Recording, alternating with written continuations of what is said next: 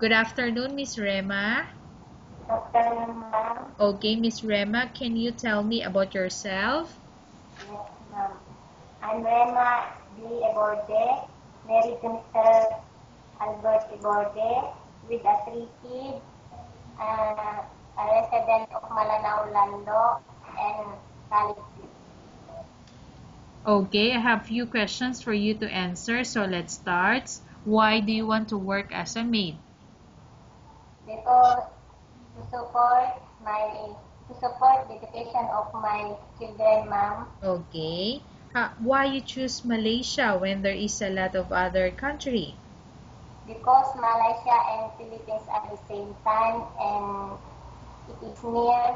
It is near also. Okay, how are you qualified for this job?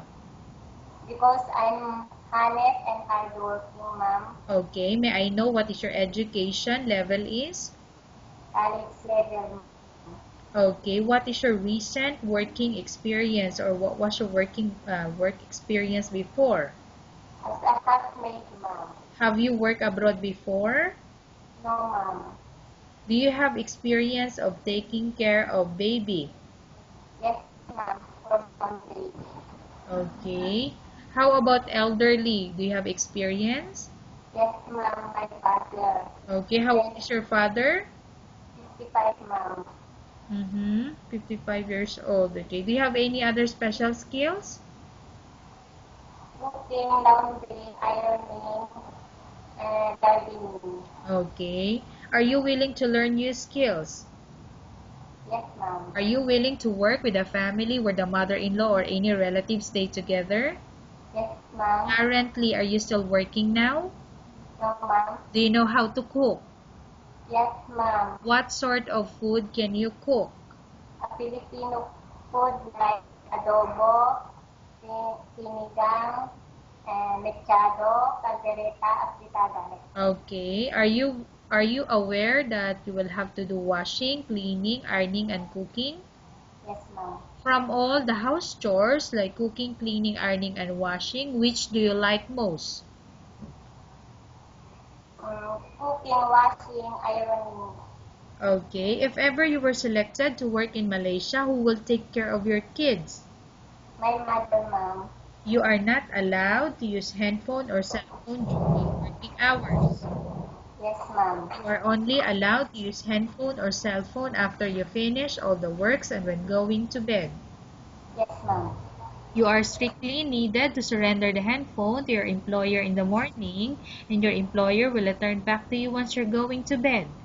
Yes, ma'am. If ever your employer finds out that you're abusing your handphone and it's affected your work performance, your employer will confiscate your handphone and you're not allowed to hold it anymore.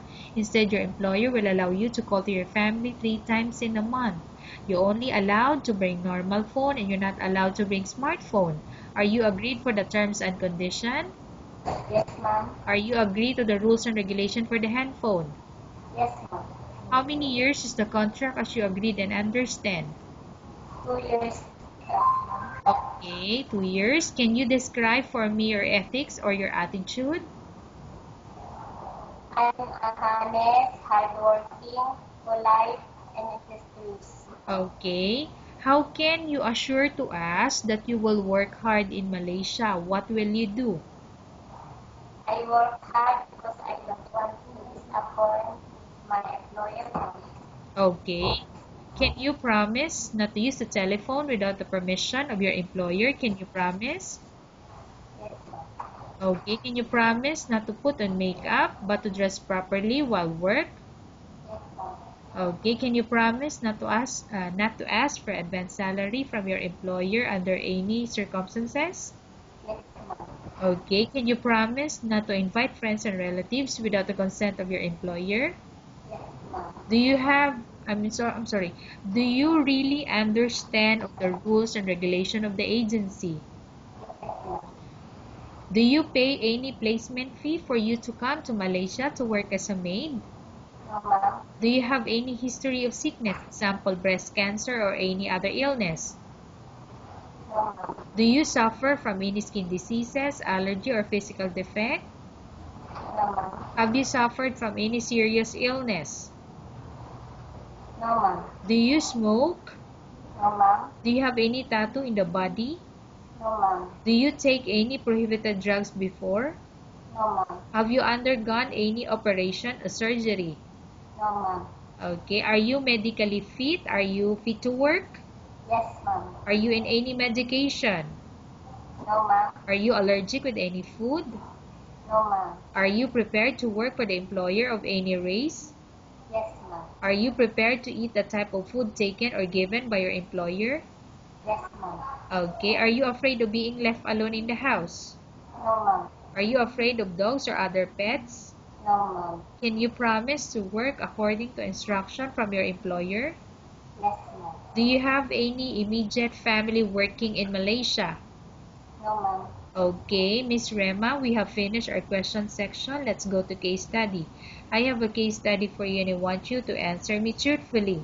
Upon arrival in Malaysia within 6 months, if ever any of your family members pass away, what will you do? Will you continue to work till finish your contract or you will go back? I will send them the money and I will promise to finish my contract, ma'am. Okay, tell us about yourself and why do you want to work in Malaysia as domestic helper? Ma'am, I am Rema. Be about hardworking, honest, simple, and I want to work Malaysia to support our family finances, especially the education of my children. Okay, Miss Rema, what do you want to tell to your employer who's watching your video? Sir, Madam, as to be a part of your family as your maid, I promise to do my work. Okay, thank you very much, Miss Rema. We will update your agency if there's any selection made by the employer.